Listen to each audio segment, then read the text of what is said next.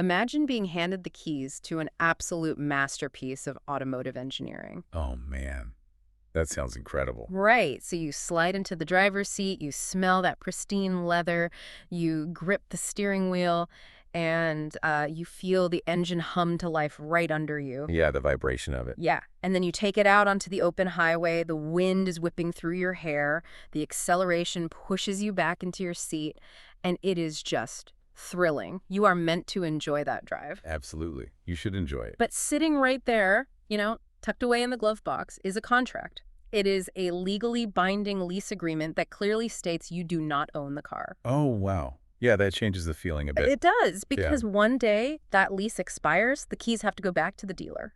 Welcome to Reformed Thinking. Today we are taking a hard look at our physical bodies, our youth, and, well, our mortality. Right. Because every single physical gift you possess, your vision, your muscular strength, your unflagging vitality, it all operates on that leased car principle. Yeah, that is such a sobering way to put it. It is. Those gifts are leased, they are not owned. But we live in a society that aggressively pretends we get to keep the keys forever. We really do. And that evasion of reality is something the sources we are looking at today call out with shocking clarity. I mean, we live in a culture that spends billions of dollars to sanitize the aging process. Billions. Entire industries exist just to mask the inevitability of death. We hide our elderly in facilities, we inject fillers into our faces, and we act like decline is an optional disease rather than a biological certainty. Which is wild when you think about it. It is. But what the authors of our sources point out, and this is a fascinating tragedy really, is that large segments of modern evangelicalism are actually complicit in this evasion. Wait, really? How so? Well, when you look at the literature analyzing seeker-sensitive methodologies or prosperity theologies, the critics argue there's a deliberate avoidance of these harsh realities. Yeah, the sources suggest these movements sell an illusion of perpetual health and wealth. They refuse to touch topics like mortality, the curse from the book of Genesis, or the impending reality of divine judgment. Right, they just kind of gloss over it. Exactly. Yeah. Spot on. They offer a shallow therapeutic moralism. And the problem with that theology is that if your religious system is built on the promise of your best life right now, getting old and getting sick becomes an embarrassing theological problem. Yeah, it breaks the whole system. So today we are opening up the book of Ecclesiastes to confront this severe disconnect between the aging mirror and the youthful mind. It is a heavy text, but a necessary one. It really is. And that sets up a massive theological tension for the believer. Because on one hand, we look at what theologians sometimes call totalizing texts. Right, the ones that demand everything. Yeah, like when the Apostle Paul declares that to live is Christ and to die is gain. Or in the Psalms where it says, "Whom have I in heaven but you, and there is nothing on earth that I desire besides you." Those are absolute statements. They are. They demand supreme, unadulterated devotion to God as our all-satisfying treasure. But then we also have what we can call things of earth texts. Like what? Well, like when Paul writes to Timothy, saying God abundantly provides us with everything to enjoy, going back to that leased vehicle, God wants you to enjoy the drive. Yeah, he created the scenery. He gave you the capacity to feel the wind. Right. So how do we hold those two realities together without making an idol out of the earthly gift? That is the big question, isn't it? The biblical worldview harmonizes them beautifully, but it requires a very specific lens. You enjoy the earthly gifts precisely because you love the eternal giver. That makes a lot of sense. Yeah, you do not despise the physical prime of life. You recognize it as a temporal blessing pointing to an eternal reality. However, the sources bring us to what can only be described as a severe mercy. A severe mercy, I like that phrase. It is a good one. Because when those earthly gifts begin to fade, when the physical body succumbs to the curse and the faculties slip away, it is a divine gift. Even though it feels awful? Yeah, even then, it is a severe mercy because it forces a diagnostic question upon the soul. It asks, do you love the eternal giver more than the temporary gifts he graciously provided? Wow. That is a hard question to answer, honestly. It is, because when you are stripped of earthly comforts, those totalizing texts become your sole anchor. Solomon commands us to orient our lives entirely around our Creator before that relentless decay of old age overtakes us. Let's actually set the scene historically here. We are talking about the 10th century BC, and the author is Solomon. He identifies himself as Koheleth, which translates to the preacher or the assembler. Right. He is gathering the people to hear this wisdom. Yeah, and he is writing during the absolute zenith of Israel's golden age. To wrap our modern minds around the wealth of this era, the historical records state that gold was as common as stones in Jerusalem. Just lying around. Basically, yeah, it was an era of unprecedented peace, intellectual achievement, and architectural marvels. This is not a society struggling to survive. This is a society sitting at the pinnacle of human achievement. And the target audience here is highly specific. Knowing who Solomon is speaking to unlocks this entire passage. He is addressing the covenant youth of Israel. So the young people. Yeah, think about the psychological state of these young men and women. They were inheriting a vast, wealthy empire. They were completely insulated from the wilderness struggles of their ancestors. They did not have to fight those violent battles of conquest. No, they didn't. Because they grew up surrounded by massive national prosperity, they were incredibly prone to the intoxicating illusion of youthful invincibility. I mean, prosperity kind of breeds a specific amnesia regarding God, doesn't it? It really does. When your belly is full, your house is beautiful, and your nation is at peace, it is remarkably easy to forget you are a creature dependent on a creator. I have to push back on that a bit, though. Okay, let's hear it. If we think about the ancient world, even in a golden age, they lived without modern medicine. Infant mortality was high. A simple infection could be a death sentence. There were no antibiotics, no advanced surgical procedures. That is very true. Right. Death was a highly visible daily reality in a way it simply is not for us today. So Solomon is basically looking at a generation of kids who grew up with silver spoons in their mouths, playing ancient luxury games while ignoring the real world, and he is warning them. Yeah. But why did he still need to warn them so urgently about forgetting their mortality? If death was everywhere around them, wouldn't they already be thinking about it constantly? It is a really sharp question, but it reveals something intrinsic about human nature. While death was certainly more visible in the ancient world, the temptation to trust in wealth, physical strength, and political influence remains identical across all eras. So seeing it doesn't fix the pride. No, having death visible does not automatically cure the human heart of pride. People possess an astonishing capacity for cognitive dissonance. They can watch their neighbor die of a sudden illness and still think, well, that won't happen to me, I am strong and wealthy. That is a very human reaction. It is. The warnings from the book of Deuteronomy loomed large over Israel. God told them that when they had eaten and were full and had built goodly houses, their hearts would be lifted up and they would forget the Lord their God. And that is what was happening. Yeah, the youth of Solomon's day looked at their chariots, their goals, and their thriving physical bodies, and they assumed autonomy. Furthermore, our sources point out that Solomon is writing to subvert the dominant philosophical narratives of the surrounding ancient Near Eastern cultures. Okay, let's talk about that. What were those narratives? Well, if you read pagan wisdom literature from that era, like the Mesopotamian epic of Gilgamesh or the Egyptian dispute between a man and his Ba, you see a specific pattern. Right, Gilgamesh goes looking for immortality. He does, and he fails to find it. They looked at the certainty of death and concluded with a depressing, fatalistic nihilism. Gilgamesh essentially has to settle for a legacy of brick walls. Just leaving a building behind. Yeah. They essentially said, we all die, so nothing matters. But Solomon completely subverts that. He introduces a robust, God-centered realism. He acknowledges that life under the sun is Hebel, a Hebrew word meaning vapor or breath, but he insists that this vapor is governed by a sovereign creator.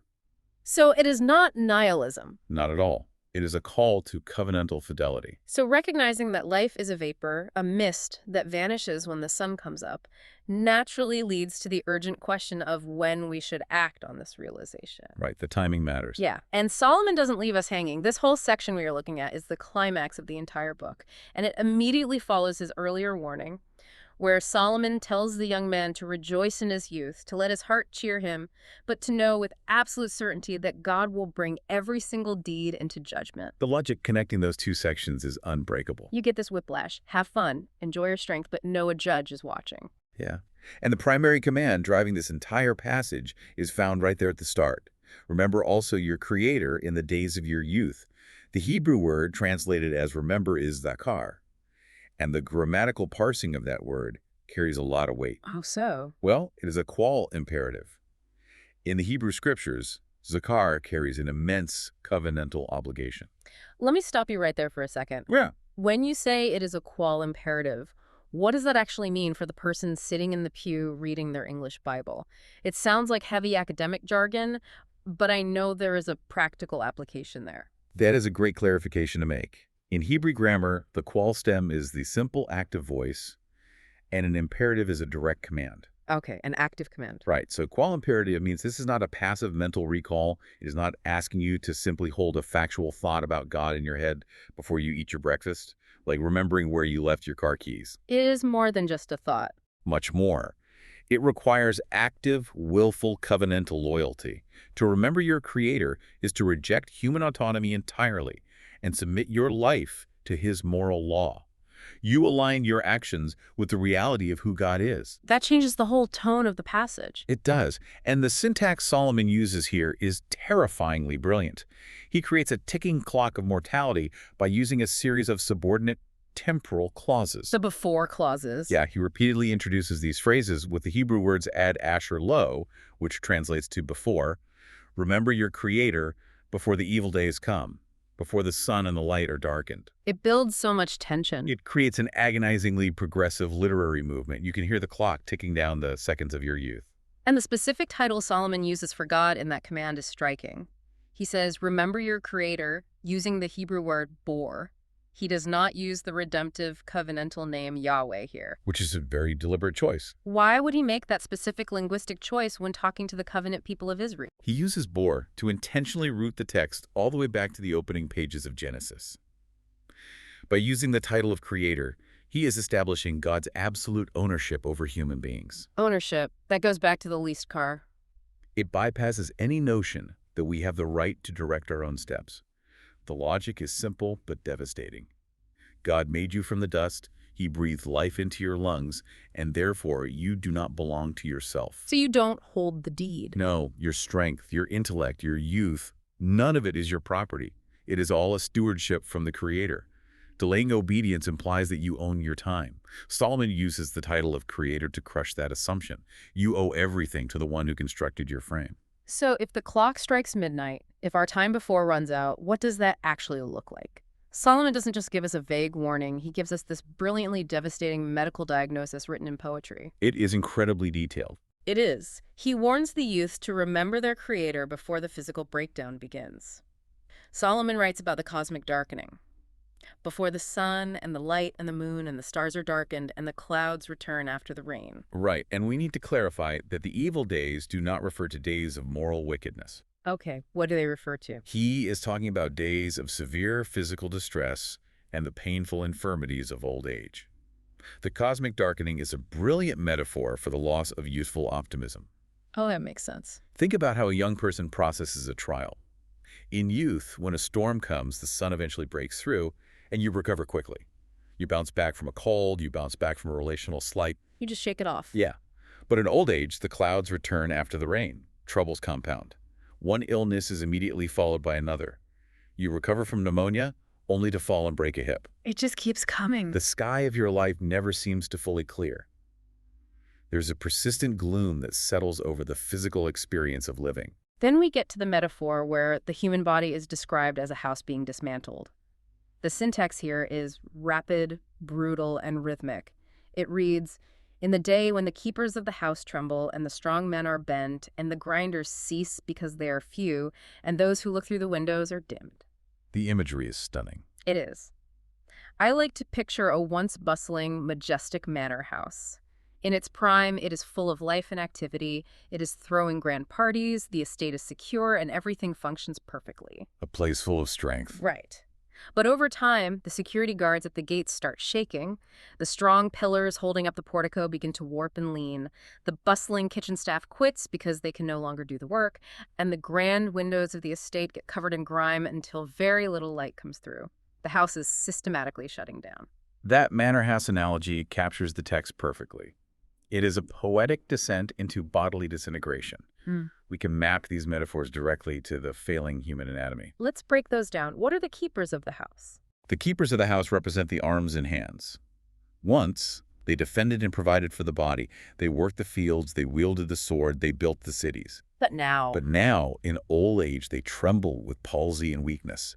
They struggle to hold a cup of water without spilling it. And the strong men bending. The strongman normally refers to valiant military warriors, but here it pictures the legs bowing and bending under the crushing weight of years.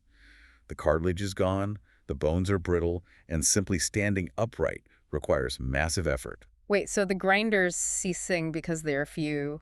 He is talking about losing teeth, isn't he? That is incredibly specific and relatable. Yeah, it is a clear reference to the loss of teeth, making basic nourishment a labor. In the ancient world, without modern dentistry, losing your teeth meant your diet was severely restricted. You couldn't just get dentures. No, eating became a chore rather than a joy. And those who look through the windows are dimmed vividly describes failing eyesight.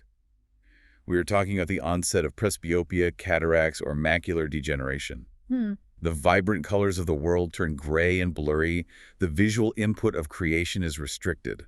And it gets even quieter as the text goes on. Solomon writes, "The doors on the street are shut when the sound of the grinding is low, and one rises up at the sound of a bird, and all the daughters of song are brought low." The majestic house we just pictured is now entirely cut off from the outside world. The isolation of old age is pictured here with agonizing clarity. It is. The doors on the street are shut, and the sound of the grinding is low point directly to hearing loss.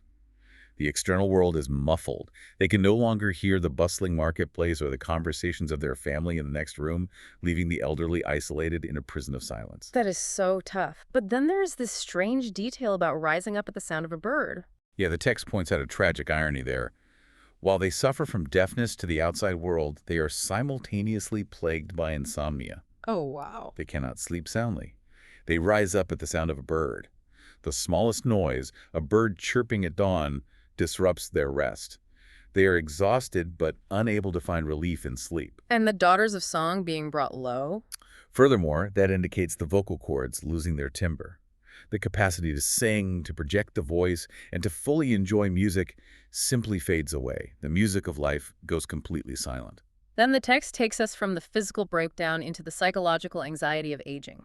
Solomon says they become afraid of what is high, and terrors are in the way. The fear is palpable. A simple staircase or an uneven sidewalk becomes a mortal threat. When you are 20, you jump over a ditch without thinking twice.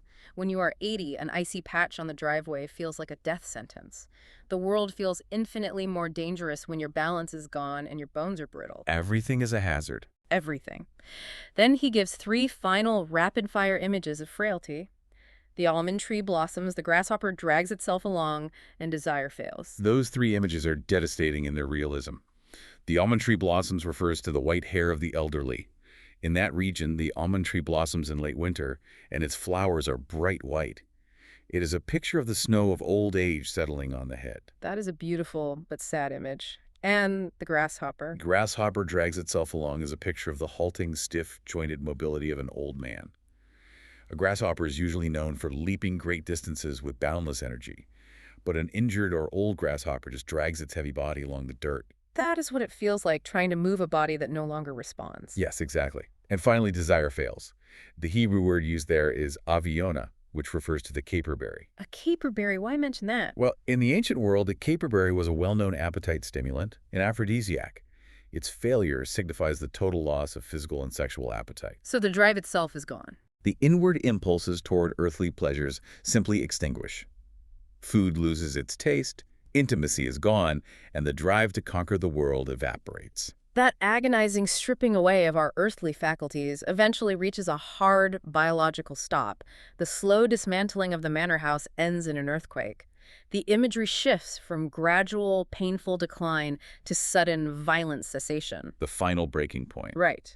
Solomon writes, "Before the silver cord is snapped, or the golden bowl is broken, or the pitcher is shattered at the fountain, or the wheel broken at the cistern." The transition here marks the movement from the process of dying to the actual event of death. The imagery Solomon employs conveys both extreme preciousness and extreme fragility. Silver and gold. Yes, silver and gold show that human life is incredibly valuable. We are made in the image of God, but all the value in the world cannot stop the breaking. The silver cord snapping pictures, the spinal cord failing, severing the connection between the brain and the body. And the golden bowl. The golden bowl crushed represents the brain and the skull. The pitcher shattered and the wheel broken at the cistern symbolize the heart and the circulatory system collapsing.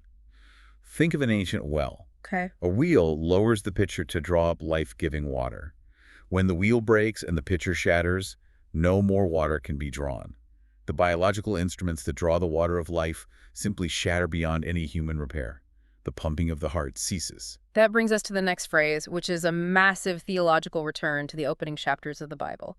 And the dust returns to the earth as it was, and the spirit returns to God who gave it. Going all the way back to the Garden of Eden. Right. This connects directly back to the penal sanction handed down there. For you are dust, and to dust you shall return. The biological machine stops, and the dual nature of humanity is addressed. The dust, the afar, goes into the dirt, but the spirit, the ruach, goes to the Creator. This completely refutes two massive modern errors. First, it refutes modern materialism. The idea that we are just biology. Yeah. Materialism claims you are nothing but biology, a collection of firing neurons, and when you die, your consciousness just turns off like a television. Second, it refutes sentimental denial. What does that look like? That is the view that tries to make death a harmless, romanticized doorway into a vague, cloudy afterlife where everyone gets a halo. Death is a deeply theological event. The spirit returning to God establishes the reality of the intermediate state. You face your maker. You do. The human spirit remains conscious and faces the Creator for immediate judgment. You are not a machine whose death dissolves all meaning. You are a creature accountable to the one who formed you. Which makes the preacher's final verdict so weighty. Vanity of vanities, says the preacher. All is vanity. That word, hebel, vapor, or breath, is the final definitive word on life under the sun. It is the ultimate conclusion of an earthly life. Any existence, any achievement, any accumulation of wealth that is not anchored to the eternal God is a tragic waste of breath. It is a vapor that you cannot seize, control, or keep. You try to catch fog with your bare hands and you end up with nothing. If your hope is tethered exclusively to this present world, your entire existence amounts to chasing the wind. When the physical body returns to dust, the secular materialist is left with absolute despair. All the money, all the prestige, all the physical beauty amounts to a shattered pitcher at the bottom of a dark well. Leaving the listener standing at the edge of the grave with the word vanity ringing in their ears feels incredibly bleak. It really does. And honestly, it should. Because we need to feel the full desperation of Koheleth's diagnosis before we can appreciate the cure. It is like a doctor giving you the terminal MRI scan before telling you he has the antidote. How does the New Testament resolve this terrifying reality? Because Ecclesiastes leaves us crying out for a solution. It resolves it through the glorious reality of the last Adam. The author of Hebrews declares the explicit remedy to the preacher's diagnosis. It states that since the children share in flesh and blood, Jesus Christ himself partook of the same things. He entered into the vapor. Yes. The eternal Son of God stepped out of eternity and into this cursed realm under the sun. He took on frail human flesh, experiencing hunger, weariness, and sorrow, yet completely without sin. Where we used our youth and strength for autonomy and rebellion, Christ lived a life of perfect covenantal obedience. He kept the contract perfectly. He perfectly fulfilled the command to remember your Creator. He never once forgot his Father's will. There is a striking parallel when we think about the breaking of the body. Christ's silver cord was indeed snapped, but not by natural decay or the inevitable decline of old age. His body was broken by a substitutionary sacrifice. That is a beautiful way to frame it. He absorbed the infinite wrath of God on the cross. He took the penal sanction of the dust upon himself to pay the penalty for our idolatry. He experienced the ultimate breaking of the golden bowl so that we could be spared the eternal consequence of our rebellion. And the empty tomb is the decisive, universe-altering answer to Ecclesiastes. As Paul writes to the Corinthians, death's victory is swallowed up. Its sting is completely removed. Christ's bodily resurrection is the absolute guarantee of the future glorification of the saints. We get new bodies. We do. Paul promises the Philippians that he will change our lowly bodies to be like his glorious body. All those terrifying metaphors we discussed, the trembling hands, the bent legs, the dim eyes, the deaf ears, all of that will be instantaneously replaced with incorruptible flesh. That is such an incredible hope. Death is no longer a penal destruction for the believer. It is the defeated doorway into the presence of the King. But I want to ask the hard question here. I can hear listeners thinking this right now. If Jesus completely conquered the grave, if he satisfied the wrath of God entirely, why does God still subject believers to this grueling process of physical decay? It is a valid question. Why do faithful Christians still get dementia? Why do they still lose their mobility? Why not just rapture us the moment we believe and bypass the decay altogether? It feels cruel to leave us to rot if the penalty is already paid. That goes right to the core of how God sanctifies his people. Physical decline burns away our idols. Sickness, weakness, and aging systematically teach the soul to stop demanding that earthly gifts provide eternal satisfaction. We are so addicted to the gifts. We are incredibly prone to loving the gifts more than the giver. When the keepers of the house tremble, God is gently but firmly prying our fingers off the things of this earth. That is a painful process. It is. He is teaching us that Christ becomes our all-satisfying treasure only when we realize that the physical world cannot hold us. The fading of the body is a merciful disciplining of the soul, preparing it to let go of the vapor and cling entirely to the rock. It breaks our addiction to this fallen world. That theological reality demands a massive response from us today. Solomon's command requires immediate action. I want to speak directly to the younger listeners right now. They need to hear this. The demand on your life is immediate. You must aggressively reject the satanic deception that your 20s and 30s are a playground for selfish exploration, and that rigorous theology, holiness, and local church devotion can wait until you are older and settled down. Don't give God your leftovers. Right. Give God your sharpest intellect. Give him your greatest physical strength. The grave is packed with young men and women who assumed they had decades left to get serious about their Creator. You are not promised tomorrow, let alone your retirement years. The text also forces a rigorous spiritual inventory for the aged. As physical capacities decline, you enter a highly dangerous spiritual season. Dangerous in what way? Our sources reference the Puritan pastor William Bridge, who wrote a magnificent treatise titled A Word to the Aged, where he diagnosed this perfectly. He observed that while youth primarily struggles with wantonness and lust, the elderly struggle with covetousness, peevishness, and a complaining spirit. A complaining spirit? That is very convicting. As the earthly gifts slip away, the temptation is to grow bitter, to resent the modern era, and to demand that everyone cater to your preferences. You lose your hearing, you lose your mobility, and you are tempted to lash out at the world in anger. Bridge also gives a vivid, almost unsettling warning against what he calls chewing the cud of past sins. This is such a piercing psychological insight. It really gets to the heart of the issue. This is when an older person secretly delights in the memories of youthful rebellion things. Their body no longer has the physical capacity to execute. They run the tape of their past sins in their mind to get a vicarious thrill. They can no longer commit the sins physically, so they commit them mentally. It is a way of holding on to autonomy even as the body shuts down. It is a terrifying way to harden your heart right before you meet the judge. Instead of chewing the cud of past sins, the older generation must vigorously seek what the Puritans called dying grace. God supplies exactly what is needed right at the edge of eternity. The aged believer is called to display a sweetness of spirit. The sweetness of spirit. They are called to show the younger generation that even as the outward man perishes, the inward man is being renewed day by day. Their final task is to be a wellspring of wisdom, proving that Christ is entirely sufficient when all earthly props are kicked away. They demonstrate that the gospel holds true even when the golden bowl is breaking. And the church as a whole has a vital role here. A youth-worshiping church is an Ecclesiastes forgetting church. If your congregation hides the elderly away or builds its entire ministry model around high-energy entertainment for the young, it is failing to prepare its people for the realities of the snapped cord and the broken bowl. The older saints are a treasure. They are. The trembling hands in the pews are teachers of wisdom. They are living, breathing sermons on the fleeting nature of life and the faithfulness of God. They are not obstacles to ministry. They are the proof of the gospel's lasting efficacy. As we draw this discussion to a close, the mandate for every listener is clear. Knowing that life under the sun is a fleeting breath, knowing it is Hebel, actually frees you. It takes the pressure off. It really does. When you stop placing the crushing weight of your eternal happiness on your physical health, your career, or your youth, you can finally enjoy those things as temporary, loaned gifts from a good creator. You can enjoy the drive in the leased car because you know you do not have to keep it running forever. Whether you are in the absolute prime of your physical strength or you are looking in the mirror and seeing the keepers of the house starting to tremble, the call remains identical. Trust entirely in the finished work of Jesus Christ. He's the one who holds you fast when the gifts inevitably slip through your fingers. Death will come. The dust will return to the earth. But for the one united to Christ by faith, that physical collapse is not the end. The last Adam has conquered the grave, and he will raise you up on the last day. I want to leave you with a final thought to mull over as you go about your week. We spend decades terrified of the silver cord snapping.